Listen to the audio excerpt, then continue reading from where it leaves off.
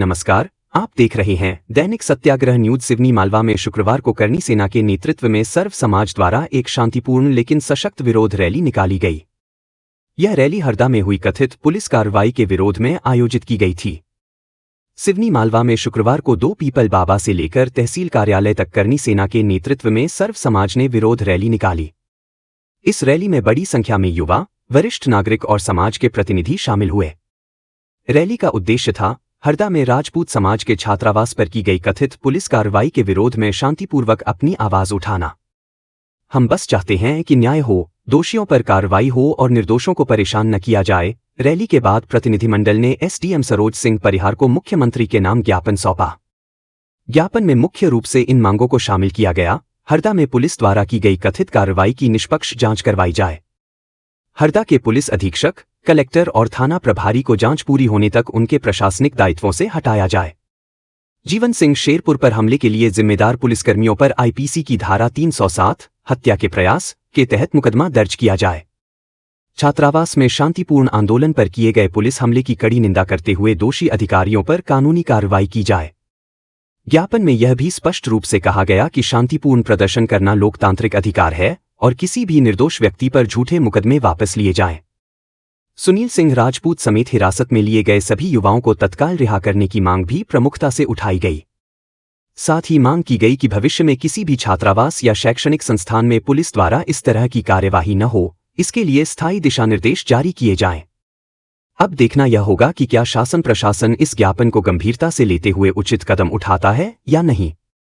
दैनिक सत्याग्रह news किसानों, युवाओं और समाज की हर आवाज को आपके सामने लाता रहेगा। हम ज्ञापन देने जा रहे हैं और हमारा ज्ञापन के माध्यम से ये हमारा निवेदन है, हमारी विनती है, हमारी आग्रह है कि हरदा में जो राजपूत समाज और हिंदू जाति के ऊपर जो एक तरह से जो घात गिरा है, तो वास्तव में बड़ा निंदनीय नहीं है, अपराधी है।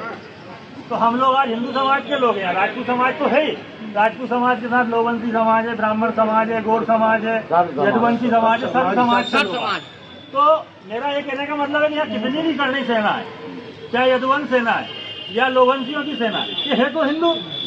जब हिंदुओं के ऊपर ही यदि अत्याचार करेगी ये हमारा प्रशासन शासन आपका, तो फिर हिंदुस्तान कहाँ जाएगा भाई। पड़ोस में पाकिस्तान में जो गतिविधियाँ हो रही है, यानी उन पर तो कम से कम आप प्रहार कर लो। हम लोगों को तो छोड़ दो, कल भारत माता के लिए और हिंदुस्तान के लिए यदि सबसे ज्यादा लड़े तो हिंदू लड़े, या हम लोगों ने तो सर कटवाया। किस लोगों ने सर कटवाया आप बताओ।